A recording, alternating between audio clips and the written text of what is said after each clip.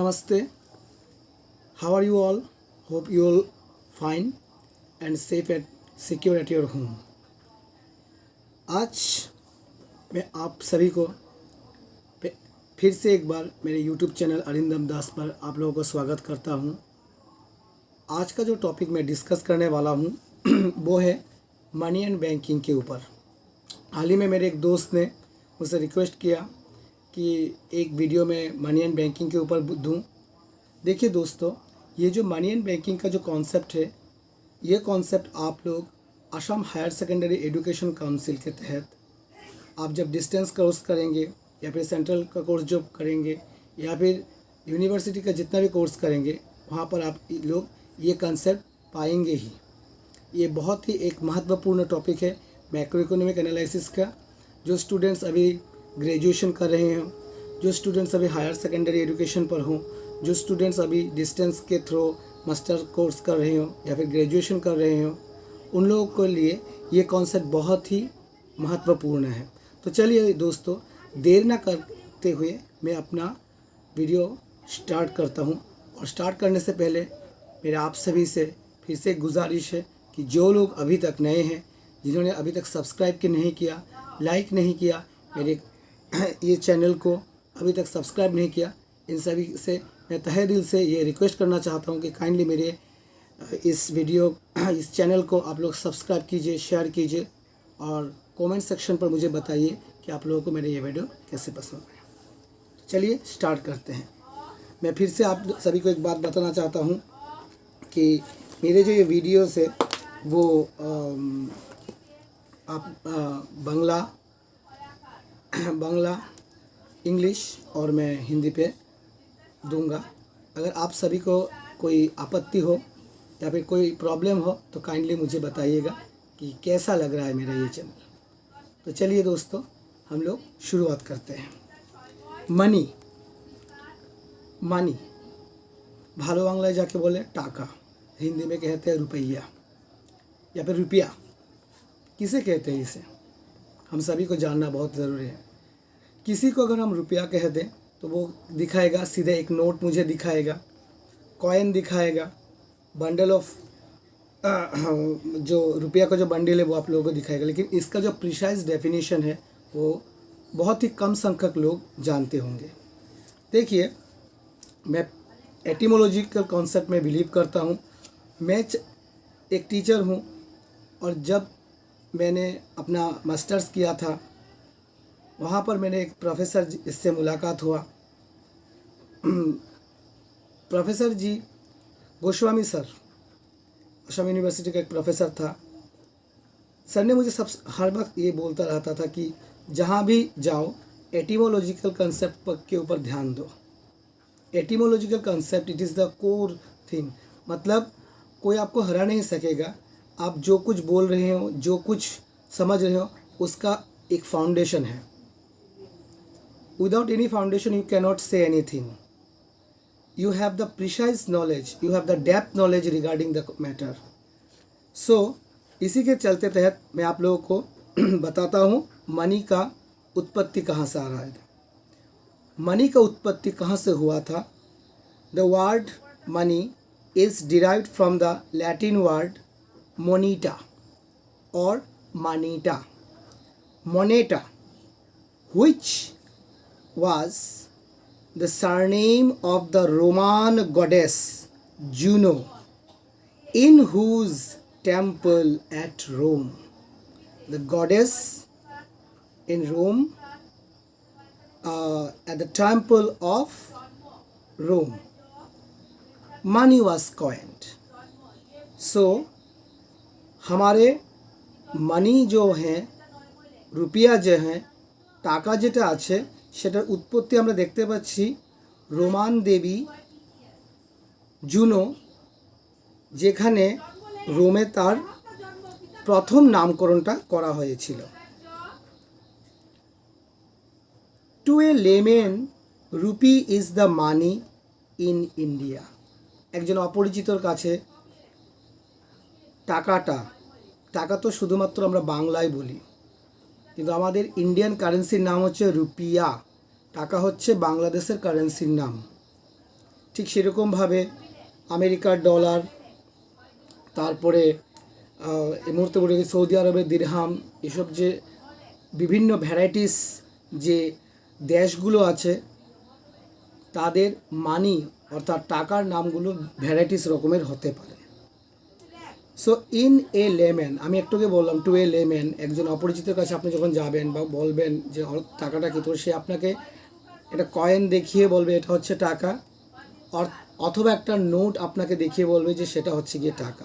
তো সে টাকার কনসেপ্টটা কি আমি বলছি।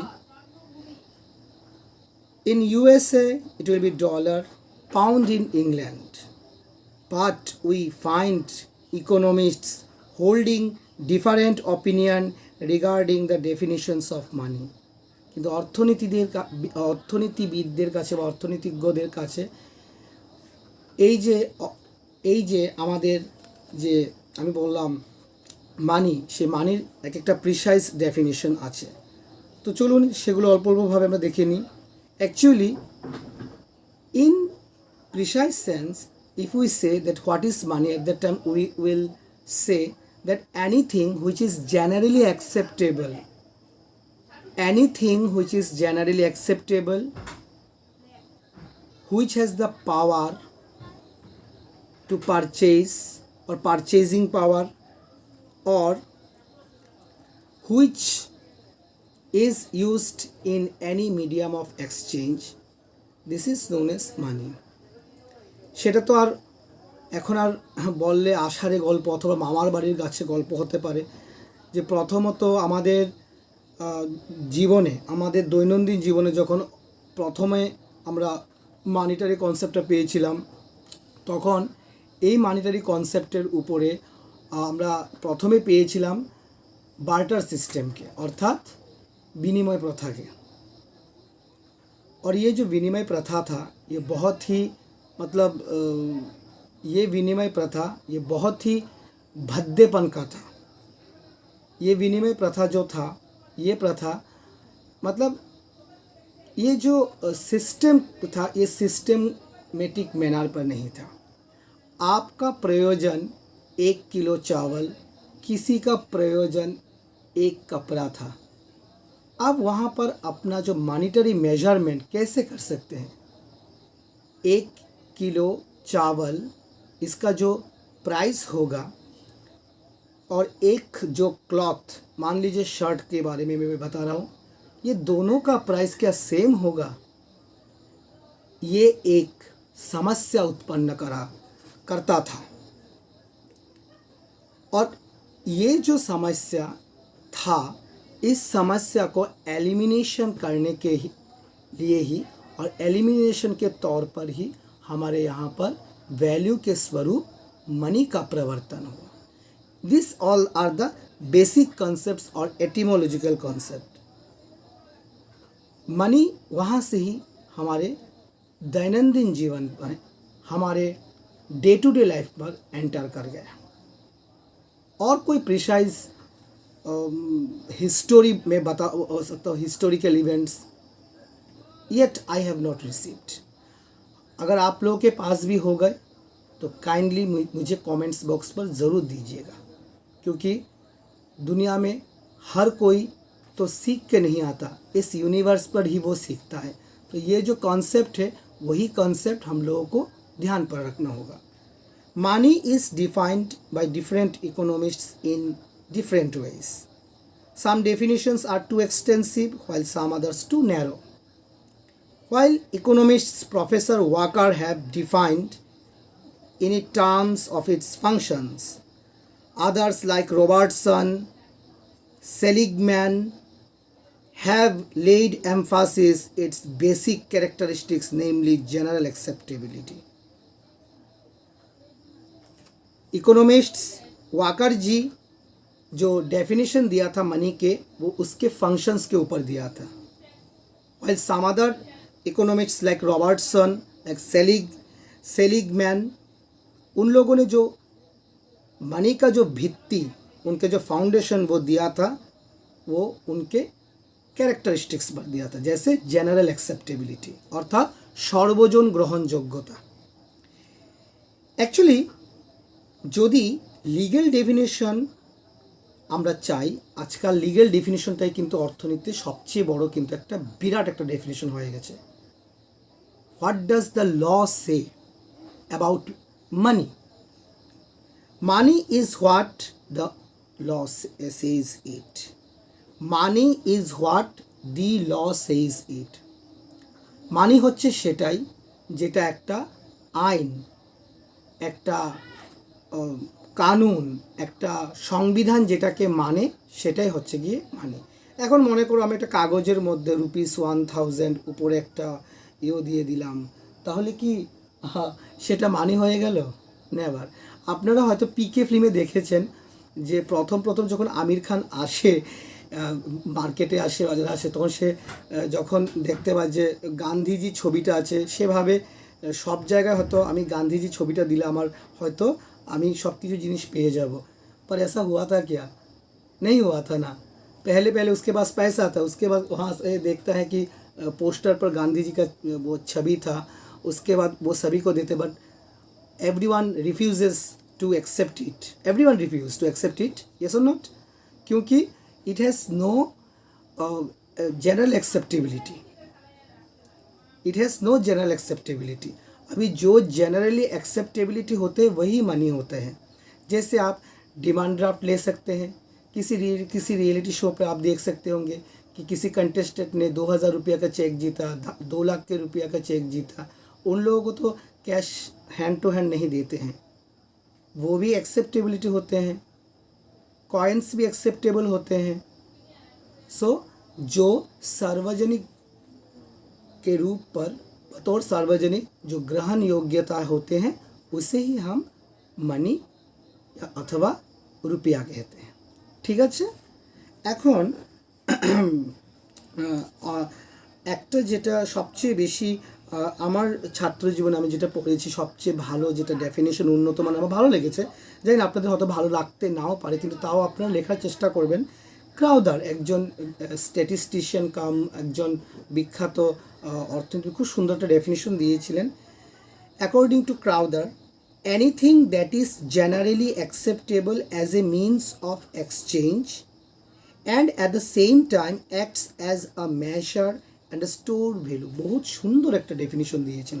দেখুন লাইনটা আমি পড়ছি, anything that is generally acceptable, এটা কিন্তু একটা ক্যারেক্টারিস্টিক বোঝাচ্ছে। জেনারেলি অ্যাকসেপ্টেবল, সার্বজনিকভাবে যেটাকে গ্রহণযোগ্যতা বলা হচ্ছে। আমি অ্যাকসেপ্ট করছি, ও অ্যাকসেপ্ট করছে, যে কোনো জায়গায় এটা অ্যাকসেপ্ট হচ্ছে, তো সেটা হচ্ছে গিয়ে আমার মানি। কিন্তু এই ক্ষেত্রে আবার মাথায় রাখতে হবে আমি ভুটানের টাকা এখানে আমি চালাতে পারবো না, বাংলাদেশের থেকে টাকা আমি এখানে চালাতে পারবো না। কিন্তু হ্যাঁ, এখন যদি আমি বাংলাদেশে যাই আর বাংলাদেশে সেই টাকাটা আমার কাছে থাকে, তখন আমি সেটা চালাতে পারবো, কারণ সেটা ওই জায়গায় গ্রহণযোগ্যতা, ওই জায়গা তার একটা পাওয়ার আছে সেটা গ্রহণ করবার। কিন্তু এখন আমার ইন্ডিয়ান টাকা বা ইন্ডিয়ান কারেন্সি তো আমি ওখানে গিয়ে আমি চালাতে পারবো না, সেটাও মাথায় রাখতে হবে। কিন্তু এরপর বলেছে যে as a means of exchange বিনিময়, আমার 1 কেজি আলু লাগে, তার বিনিময়ে আমি টাকা দিচ্ছি। আমি জিজ্ঞেস করছি যে আপনার 1 কেজি আলুর দাম কত, তখন বললো 1 কেজি আলুর দাম 20 টাকা। 20 টাকা দুটো বার করে দিচ্ছি, যখন সেটা বের করে দিলাম সে যখন গ্রহণ করছে, ইট ইজ মানি।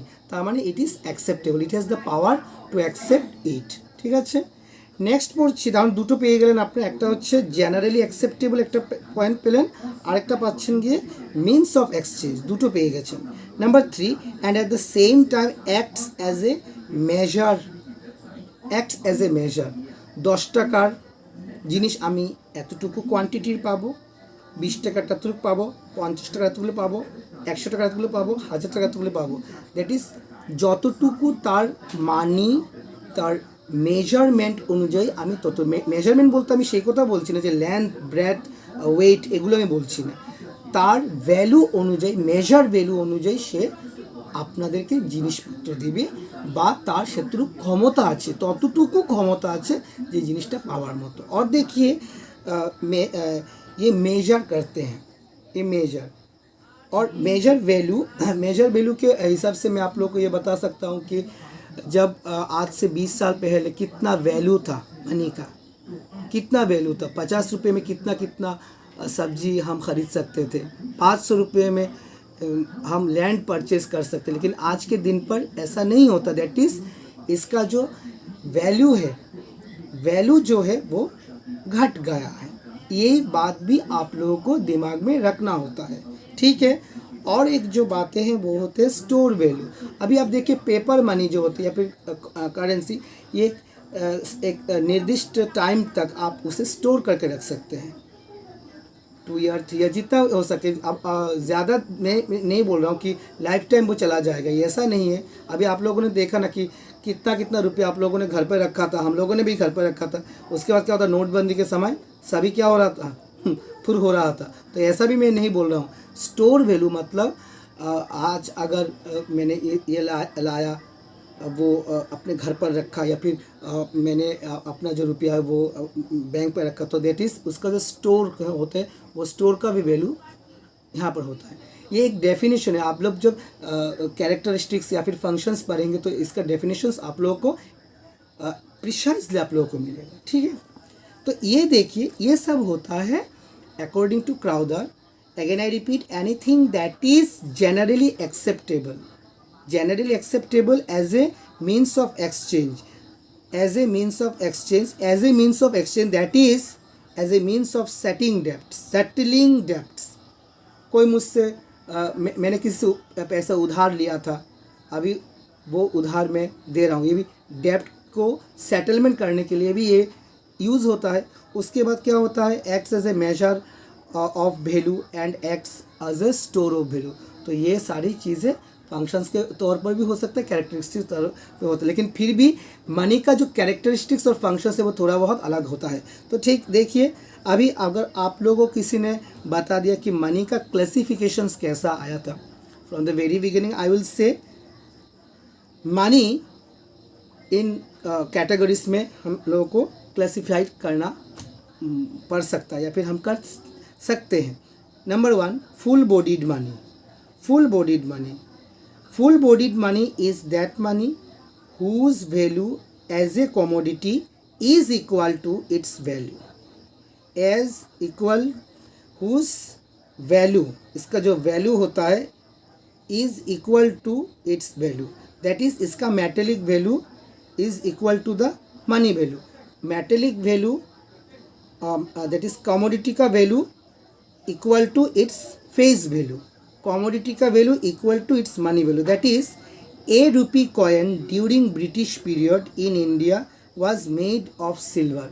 जब ब्रिटिश प्रशासन काल था तब लगभग में almost all the money, all the coins were made of silver. Its commodity value, that is commodity value का मतलब क्या होता है, कमोडिटी का वैल्यू का मतलब होता है इसका जो मेटेलिक वैल्यू, कमोडिटी का मतलब इसका मेटेलिक जो वैल्यू होता है उसका मेटेलिक वैल्यू और इसका जो फेस वैल्यू होता है दोनों ही इक्वल होता है। दोनों क्या होता है, इक्वल होता है, इक्वल। तो अभी आप देखिए सिल्वर का कॉइन तो अभी नहीं है, सिल्वर का कॉइन अभी मिलता है क्या, नहीं मिलता है। तो अगर आप मान लीजिए कि इतना सिल्वर आपके पास है, इस सिल्वर को क्या पूरा सिल्वर हम यूज़ करेंगे 1 रुपया का कॉइन बनाने के लिए, नहीं करेंगे ना। थोड़ा बहुत काट कर इसका मेजरमेंट अनुजाई उसको हम बनाते हैं। तो इसका जो commodity value that is metallic value और इसका जो फेस वैल्यू दोनों इक्वल होना चाहिए। दोनों जब इक्वल हो जाएंगे तभी हम इसे कह सकते हैं फुल बॉडीड मनी। आप लोग को फिर से ये प्रिसाइजली डेफिनेशंस आप कोशिश कीजिए कि समझने के लिए कोशिश कीजिए। मेटेलिक जो वैल्यू होता है दैट इज़ इसका जो कमोडिटी वैल्यू और इसका जो फेस वैल्यू मतलब money value.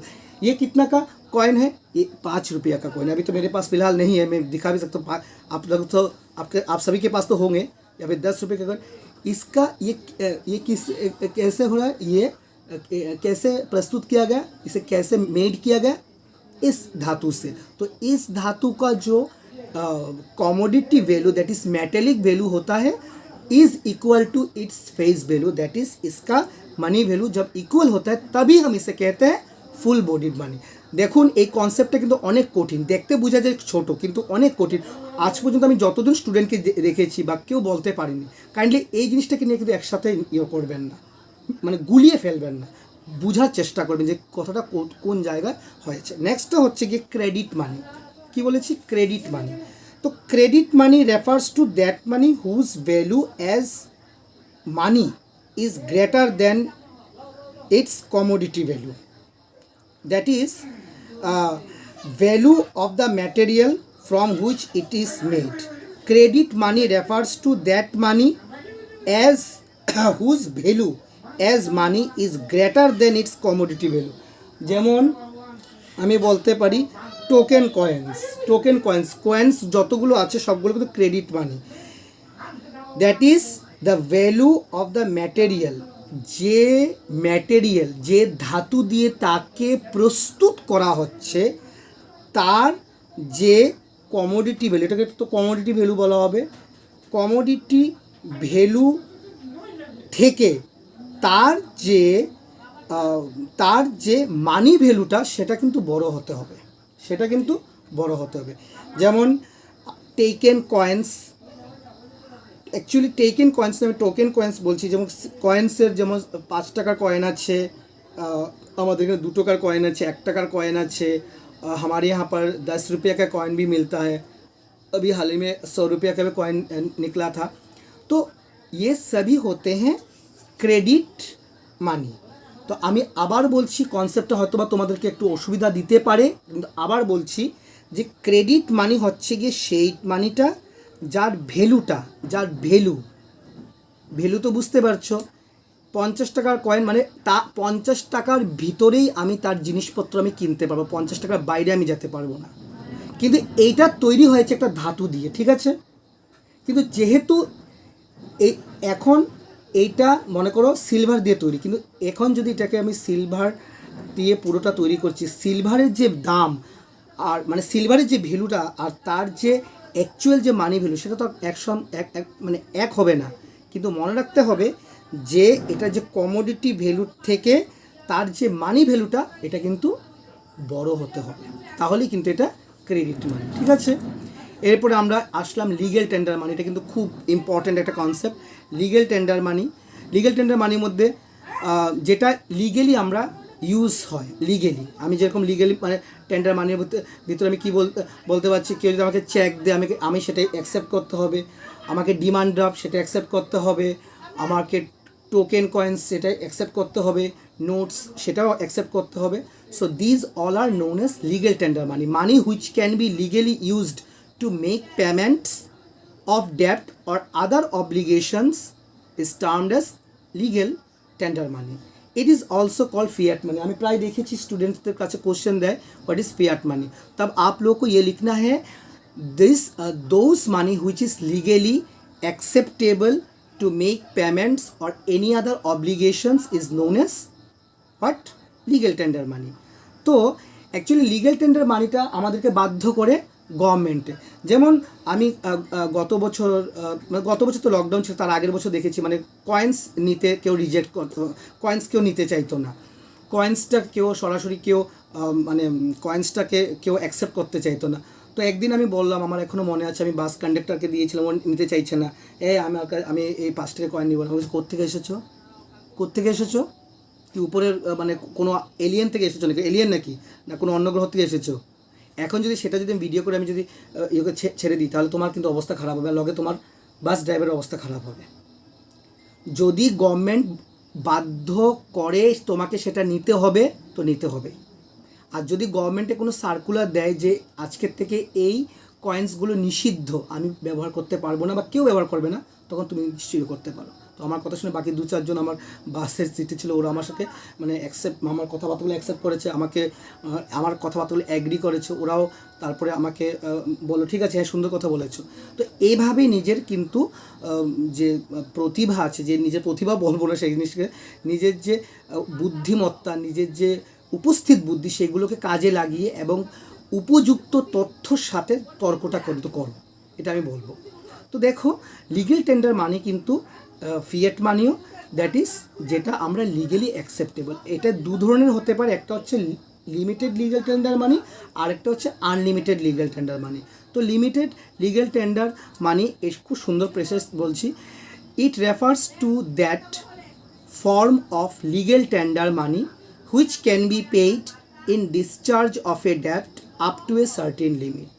In discharge of a debt up to a certain limit. Beyond this limit, a person may refuse to accept the payment and no legal actions can be taken against him. In India, coins are limited legal tender money. হ্যাঁ, এই কথাটা একটু আগে আমি বললাম।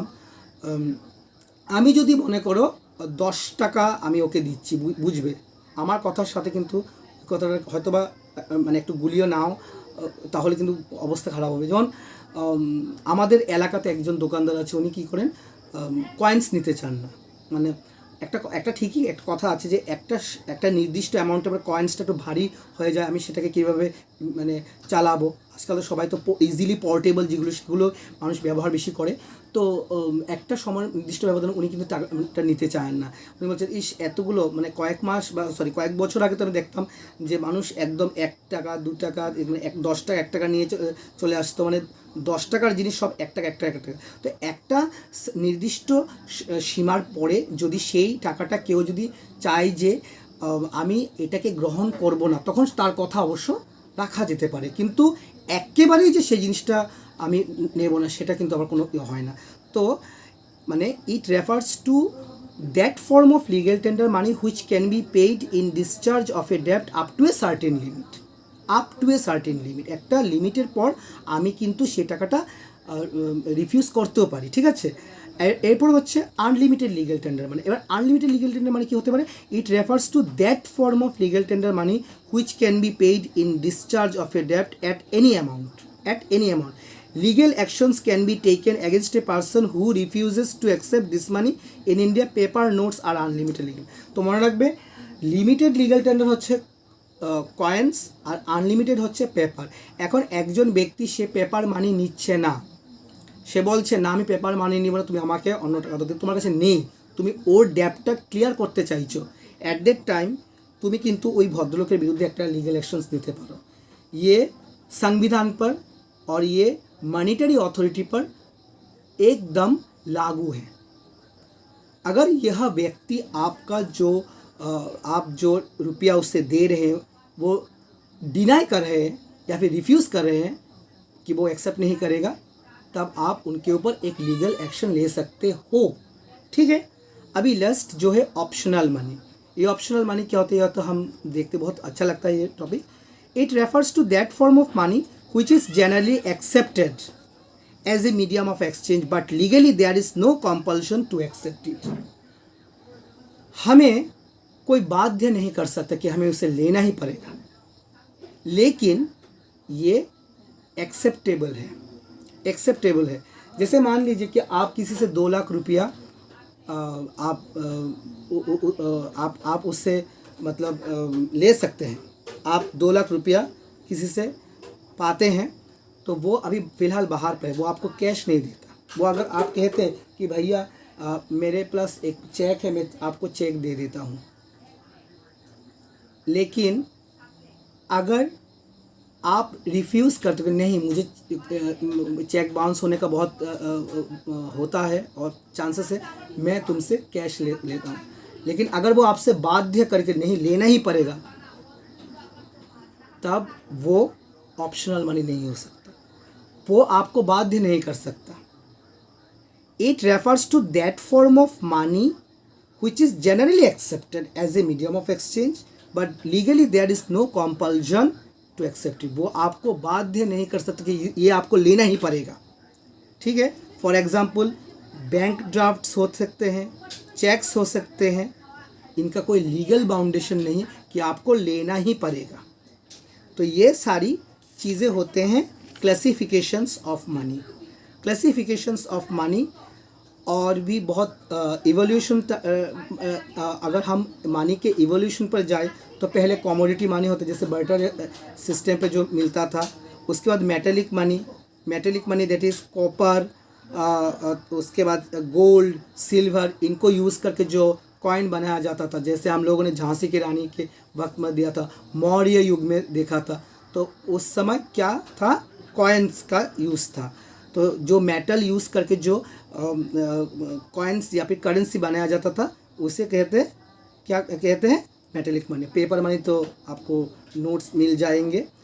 और आजकल का जो मतलब मॉडर्नाइजेशन पर जो दिखाई पड़ता है, इजीली जो दिखाई पड़ता है वो क्या होता है, वो क्या है, पेपर मनी। और बैंक मनी, जैसे मैंने आप लोगों का अभी बोला कि डेबिट कार्ड होते हैं, क्रेडिट कार्ड होते हैं, अभी नहीं बोला, डेबिट कार्ड, क्रेडिट कार्ड, हाँ, ये सभी क्या होते हैं, रेमिटेंस कार्ड, ये सभी होते हैं बैंक मनी। तो ठीक है, ये जो सारी चीज़ें मैंने क्लासिफिकेशंस के तौर पर आप लोगों को बोल दिया। If any one have any kind of ideas, please share with me. If anyone have any kind of queries towards the concept, if anyone have any known or unknown thing, please kindly share with me. As such मैं आप लोगों के लिए और नई नई चीज़ें avail कर सकूँ। तो ठीक है, आज के लिए इतना ही। ये जो कंसेप्ट मैंने आप लोगों को बताया, ये ग्रेजुएशन के लिए, हायर सेकेंडरी के लिए और ये पोस्ट ग्रेजुएशन के लिए बहुत ही ज़रूरी है। काइंडली आप लोग सभी इसको ध्यान से देखिए। तो चलिए, आज के लिए फ़िलहाल इतना ही। फिर से मैं बोल रहा कि मेरे चैनल को सब्सक्राइब, लाइक और शेयर करना मत भूलिएगा। ठीक है, नमस्ते।